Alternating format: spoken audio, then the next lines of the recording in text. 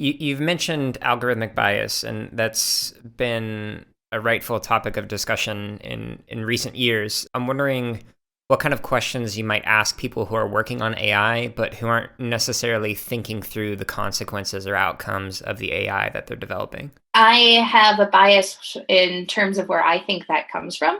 And that's part of what I'm working on with this curriculum and with most curricula that I work on. We tend to teach programmers how to program.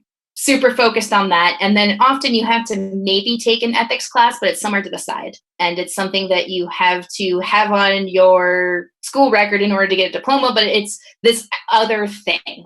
Whereas ethics and impact are really part and parcel of everything that you do. So I think that when you're building programming curriculum and AI curriculum, you need to make sure that you are putting in, where you is me, the me's of the world, are putting in not only just how to make things happen, but why, and thinking about who your programs are going to affect and how you can minimize that impact and things like that. So I think the important thing is to build more people who this question does not apply for. Build more people who are thinking about what the consequences or outcomes of AI are. And I think that the way you do that is to make sure that thinking about the consequences and outcomes and algorithmic bias and ethical issues are all part of thinking about how do you make this happen. And then also just giving people time. I think that's another thing that happens a lot is we focus on getting stuff done.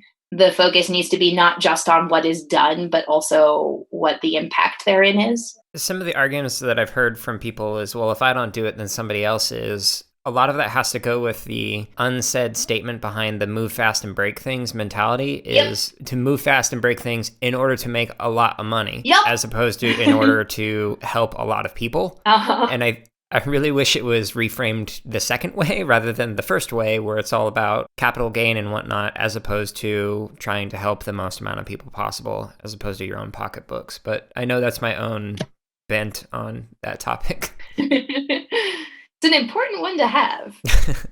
We don't just make things. We make things for people. And remembering that there's the for people in that, as opposed to, I don't know, for the company, is super important. Yeah, I listened to a podcast. I think it was a Rich Roll podcast. They're interviewing somebody who was talking about sustainable farming efforts and how right now there's this trend to do these farming practices that give you a really high amount of yield over the next few years or even decade. But in 100 years, the land will be you can't grow anything on it. Whereas if you were to go for a smaller amount of yield now, and then over 100 years, you'll have more production and whatnot, and the land will still be fertile.